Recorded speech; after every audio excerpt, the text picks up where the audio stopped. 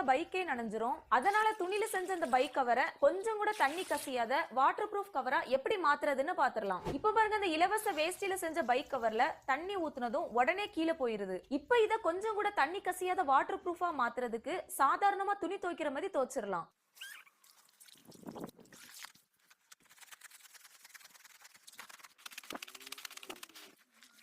இப்ப தோச்ச இந்த துணியை நல்லா பிழிஞ்சு காய போட்டுடலாம். இப்ப இந்த துணி நல்லா காஞ்சிருச்சு. இனி இதை எடுத்துடலாம்.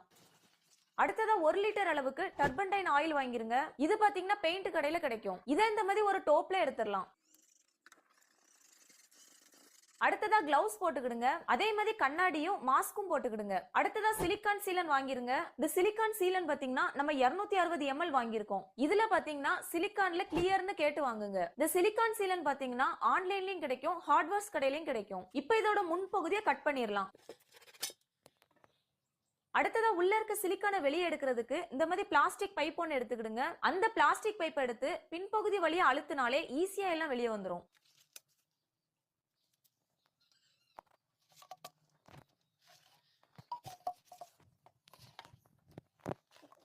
அடுத்ததான் அந்த ரெண்டையும் சுத்தமான பிளாஸ்டிக் பைப்பை வச்சு நல்லா மிக்ஸ் பண்ணிடலாம்.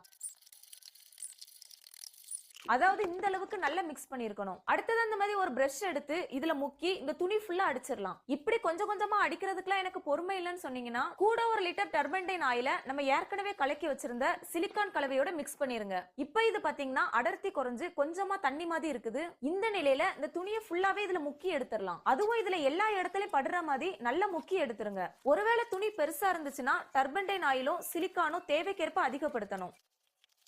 இப்ப பாருங்க, துணியோட எல்லா பகுதியிலையும் படுற மாதிரி அப்ளை பண்ணியாச்சு. இனி இத ஒன்றோடொன்று ஒட்டாதவாறு இந்த மாதிரி காய போட்டுடலாம். இப்ப இதுல பாத்தீங்கன்னா 4 முக்கிலே கிளிப் வச்சதுனால ஒன்றோட ஒன்று ஒட்டல. இப்ப கீழ்பகுதியில பாத்தீங்கன்னா தெரியும், ஒண்ணுக்கு ஒண்ணு ஒட்டாம ஒரு கூடார மாதிரி தொங்கிட்டு இருக்கு. இப்ப பாத்தீங்கன்னா ஒரு நாளுக்கு அப்புறம் இது நல்லாவே காஞ்சிருச்சு. இனி இதை எடுத்துடலாம். இப்ப இந்த துணியில பாத்தீங்கன்னா டர்பன்டைன் ஆயிலும் சிலிக்கானும் சேர்ந்து ஒரு வாடை ஒண்ணு அடிக்கும். அந்த வாடையை போக்குறதுக்காக ஒரு பக்கெட்ல கொஞ்சம் தண்ணி எடுத்துக்கிடுங்க. அடுத்ததா துணிக்கு நறுமணம் வீசக்கூடிய கம்ஃபர்ட் கொஞ்சம் எடுத்துக்கிடுங்க.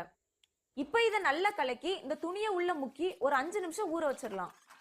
இப்ப பாருங்க, ஒரு 5 நிமிஷம் ஆயிருச்சு. இப்ப இந்த துணியை வெளியே எடுத்துடலாம். வெளியே எடுக்கும் போது பாத்தீங்கன்னா முக்கு இருக்க பகுதியில இந்த மாதிரி தண்ணி கட்டி இருக்கும். அந்த தண்ணியை முழுமையாவே வெளியே எடுத்துருங்க. ஏன்னா இதை இப்ப வாட்டர் ப்ரூஃப் கவரா மாத்தினதுனால தண்ணி எதுவும் வெளியே போகாம இதுல கெட்டி இருக்கு. அதே மாதிரி இனி இதை பிழிய வேண்டாம். இந்த மாதிரி உதறினாலே தண்ணி எல்லாம் வடிஞ்சிரும்.